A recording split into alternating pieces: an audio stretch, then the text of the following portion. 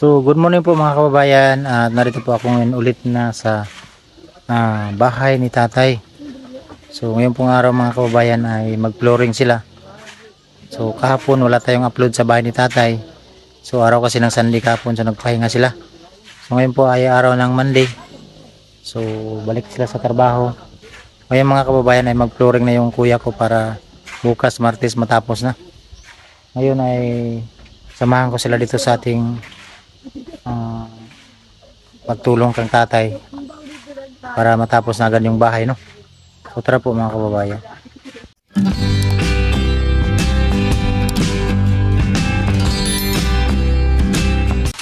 Yan po mga kababayan natin. Masa na siguro ng kuya ko. Tapos yan kuya ko. So mag-flooring na kami dito para matapos na to. So yan, pagkatapos nila dito siguro pagka man mo pero bungbungan mo ni katapos na ito magkuhan flooring lang ngayon siguro, dingdingan na to lahat kaya libot para tapos na.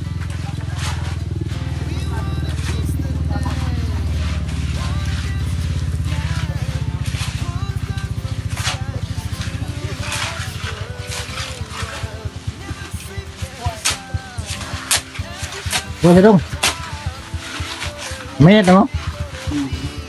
Minit mo ito?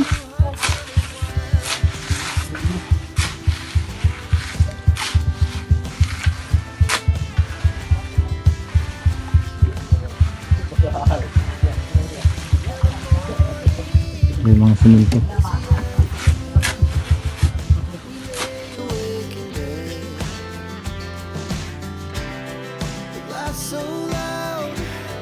As the hours pass, we're gonna do it all again. We wanna chase the night, wanna dance to the light, pull the stars from the sky, just two hearts running wild. Never sleep, never stop, as we shout from the top. We're gonna be. We're gonna be two hearts running wild.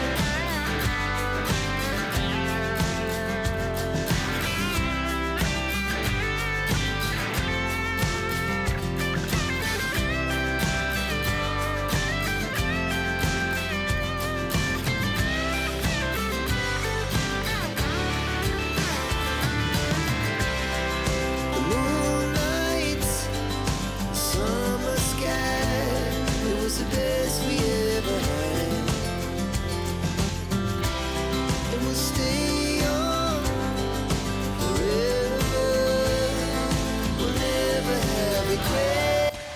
Ngayon mga kababayan at malapit na matapos mag-flooring ngayon.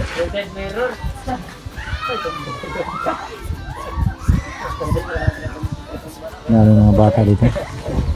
Ayun yan.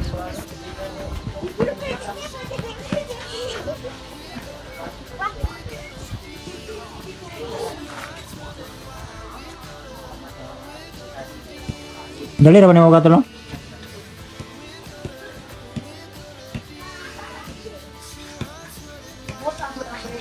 Mana mo pa sira ko yung Divisionan.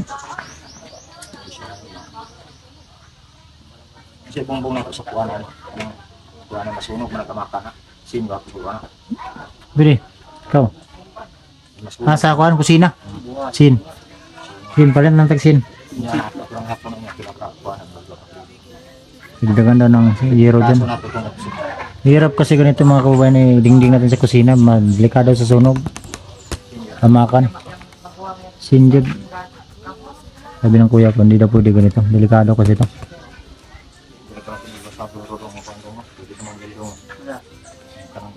nasa. Nakang masa dia.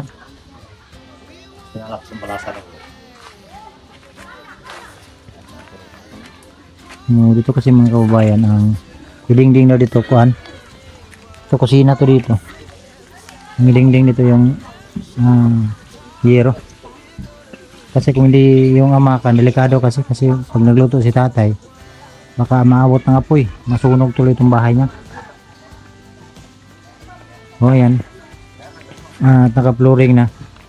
Ngayong araw matapos ito mag-flooring at bukas divisionan yan dyan para separate na yung dito na side ay kusina.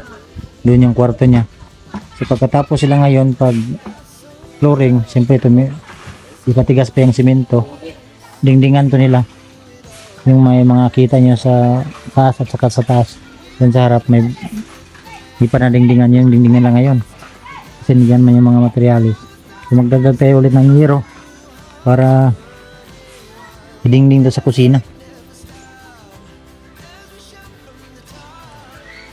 Kaya natapos na po mga kababayan na magplaster. Ayan, naplastiran na nila dito sa kilid. At pila ginawa ko kahapon. Kasi linggo, naglinis kami dito sa kilid ni tatay. At nakita niya malinis na, wala na yung mga basura sa kilid. Ayan, pinturahan pa namin yan ng gray. Ito. Nakita nyo at may plaster na yan sa kilid. Naka-plaster po yung mga kababayan. Ito ngayon pagkatapos nila mag flooring dyan, ito ganito, ligpitan nila ng kahoy para matibay yung amakan. So basta abangan nyo kahal ano na lang, ilang araw na lang kami dito matapos na to. Kasi ngayon matapos man ito lang mag flooring. Tapos mag-flooring, dingdingan nila. So, tapos na.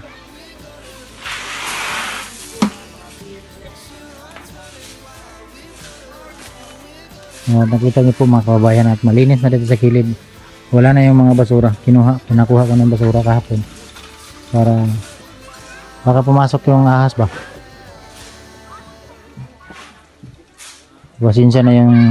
Pasensya na sa ating video dahil maingay, maraming mga tao dito. May naglaro mga bata, may nagmarites.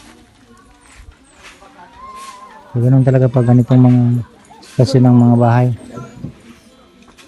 Okay lang yan kasi para masaya din sila. Ayan, dito pa rin yung mga mangga natin. Nasa kanila pala, hindi para sa atin to. Kita niyo po mga kababayan. At ipaliwanag ko sa inyo, ang plano sana namin dito, ilabas yung kusina at saka yung CR dito na, doon part CR, dito na part yung kusina. Ang iba na kasi yung nagtrabaho, yung kuya ko. So ang plano ng kuya ko, isabay na lang yung kusina doon sa loob, pero dito lang na part yung kwarto ni tatay doon na side. So ano kasi itong mga kababayan ba, kung ilagay namin yung kusina dito at saka CR, hindi pa namin nakausap tong may-ari ng mangga. At itong mangga kasi ay pagkakitaan to ng may-ari. Sayang naman na putulin. So itong lupa kasi hindi to sa atin. So baka mapalis pa tayo. So ang ginawa namin ng kuya ko, anuhin na lang, ihatiin na lang. Kasi may CR naman sila doon, yun na lang yung gagamitin muna ni tatay doon sa kabila para may CR, no? Kasi yung ano sila dito, may CR sila dito na ginagamit, yun na lang muna si tatay. Tapos yung kusina niya dito sa loob. Hindi kasi namin nakausap yung may-ari ng mangga, kaya ganun ang nangyari. Mahirap na putulin to, baka tayo pa yung mapalis kasi hindi sa atin tong lupa, no? Sa may-ari ng mangga yung lupa na to. Kausapin natin yung kuan ni tatay, no? Tignan sa may tatay ko. Pagmangkin. So siya kasi yung may-ari ng bahay, yung nakita yun sa likuran ko. So ang may-ari daw ng lupa na to pala, yung may-ari ng mangga, di ba? Tama ba? So hindi natin pwede putulin yung mangga, pero kung sakaling papayag, pwede maputol tong sanga. Pwede. Pero wag mo na ngayon kasi maraming bunga. Sayang din. Kasi may CR man, may CR dito, no? Pwede naman siya dito. So may CR kasi sila, pwede si tatay doon. So ang katatay lang dito yung kusina. Tapos mas malawak pa yung loob kasi pinalakihan ng kuya ko para mas komportable si tatay doon sa loob. So yun, salamat So kinausap ko na yung Parang siya lang yung nagtinan dito sa lugar na to. Pagmangkin, ano yan ni tatay, pagmangkin. So, ganun ang nangyari mga kababayan. Baka mamaya pagkatapos ito, mag-comment na naman kayo na saan yung CR no eh. Kasi nagsabi ka sa vlog mo na may CR. So ito, siyempre, ano pa din tayo sa budget, kulang pa din sa budget. Kasi kapag may CR pa, napakalaki talaga ng gastos. So, mabuti nga at may nagpatapos nito si Ate Heng. So, magpasalamat din tayo sa mga nag-umpisa nito, si Tita Edna, kang Ate Virginisa. Yun nga ay kulang no. So, magpasalamat tayo sa kanilang tatlo dahil natapos talaga ito, nabuo talaga itong bahay ni Tatay. So, kung dagdagan pa natin ang CR, lalo tayong malakihan. So, kahit pa paano naman ay may CR na magamit. Pero siguro kung maputol tong mangga, makausap natin yung mayari, baka papayag. Kasi nagsabi din yung chatting kung ano yung part sa CR ni Tatay. So, pag-usapan na lang natin kung sa susunod kung ano yung mangyari kung pwede ba tayo magawa dito pag maputol tong mangga. Pero kausapin muna talaga natin ng may-ari ng mangga na to, yung may-ari ng lupa. Kausapin natin ng maayos para ano ba, kasi pag hindi sa ating lupa talaga mga kababayan ay mahirap pag magtayo tayo ng bahay na hindi sa ating lupa no. Kasi ako nasayangan ako sa mangga na to kasi napakaraming bunga oh. Nakita nyo at punong-puno ng bunga. So yan oh, kita nyo mga kababayan, napakaraming bunga. Ito yung mga mangga na binibenta doon sa mga market, sa mga palengke. Ito. O yan o, ipakita natin. Napakaraming bunga yan o. Puro bunga. Yan. Yun nga na part, matamaan pa yung dahon ng yero na tatay ng dahon. So dito na part ay wala na. Ayan, nakita nyo dito. Pakita ko ulit sa inyo to. Maraming bunga. Yung nakita nyo yung mga puti, kabalot yun ng papel.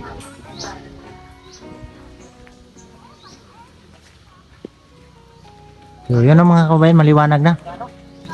Maliwanag na ang bahay ni tatay, ang sa labas ang CR. Para ano ba?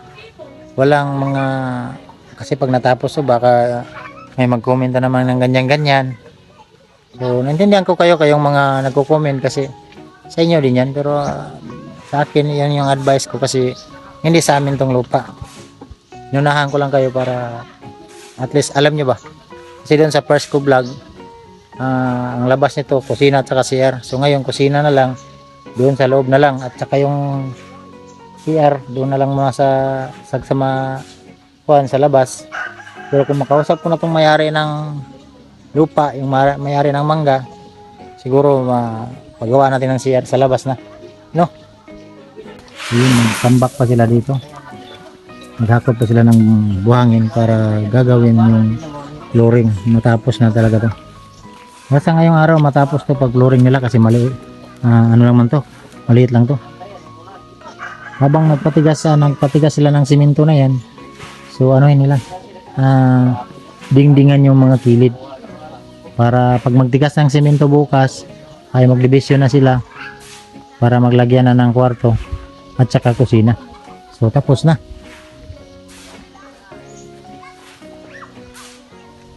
So, ayan dito sa kilid ay napakalinis na. Ito yung trabaho namin, ayan. At yung mga ano lang yung naka basura sa ano tawag, plywood. So ano yung gagawin niyang kwarto, division. Bawa siya dong, pahinga muna, pahinga, relax muna, relax. Yung buhangin mga kababayan.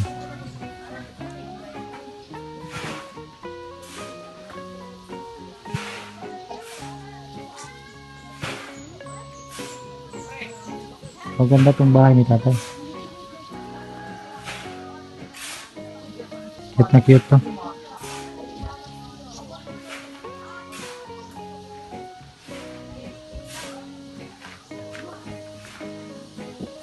Ito yung mga kapitbahay niya.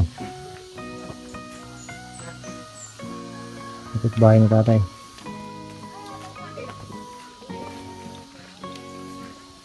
Grabe yung mangga. Oh.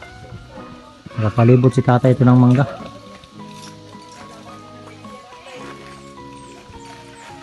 Grabe yung mangga.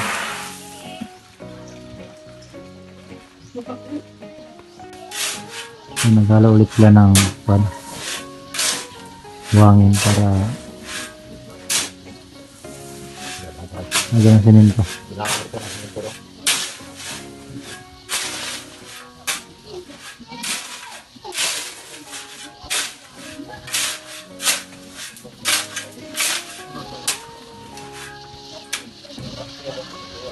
Bili ko para puro meron.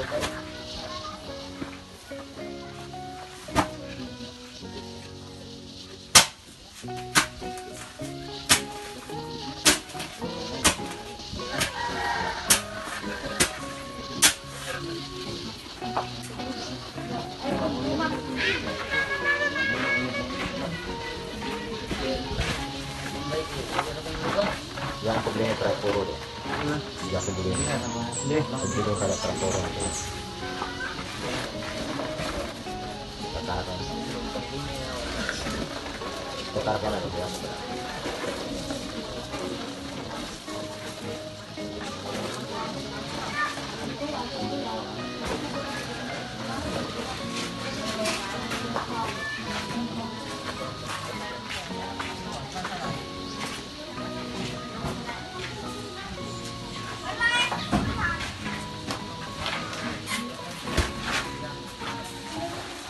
Ini sambal.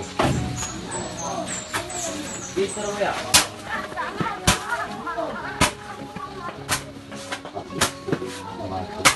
So yun mga kababayan, natapos sa pag-flooring. Tapos na mag-flooring. So, tapos na yung loob. So yun na lang kusina. Ayan, ito yung sinasabi ko kanina na umaga pa kami dito, ngayon hapon na. Inabangan ko para matapos. So may dingding na po mga kababayan.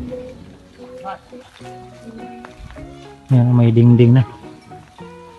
So, ano, ayan pa yan, ligpitan pa ng anong tawag yan. Yung ayan, kahoy para maganda tingnan. So bukas ay tapos na to. Umaga pa kami dito kanina. Ngayon ay alas 4 na. Inabangan ko mga kababayan para matapos talaga. Para makita nyo yung mga anong ginagawa namin dito. Ano? Half amakan, half simento. Nakita nyo yung pagganon doon. Ayan yung purno. Ayan. Kita yung pagganon kusina yung mga kababayan.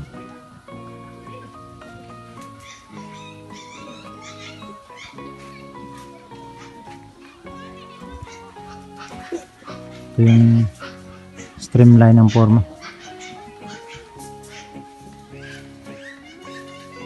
Ito yung bintana na yan, decorative yung ilagay dyan. Hindi pa natapos. Higpitan pa yan tapos lagyan ng decorative para maganda talaga. Cute ba?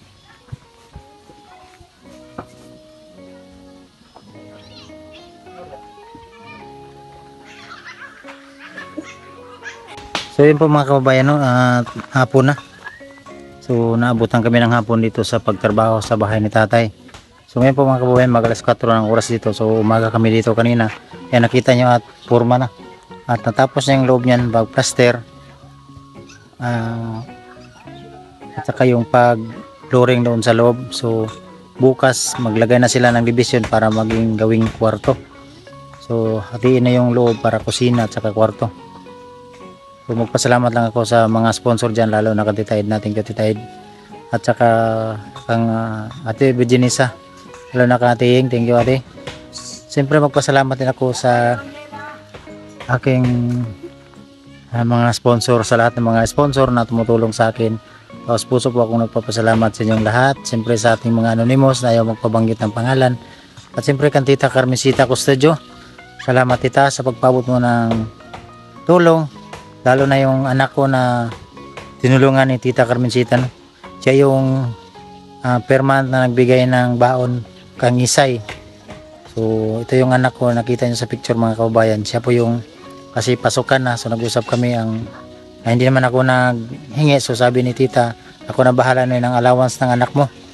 So siguro nakita niya ni tita ang sitwasyon ko din na hindi naman kasi kalakihan yung kikitain natin sa YouTube. Kahit pa paano at matulungan tayo, no? So salamat tita, salamat po sa iyong pagpabot ng tulong sa aking anak na si Isay, kasi sa next sa June ay magpapasok, no? Balik na sa school. So college na kasi yan. Ang kurso niyan ay tourism.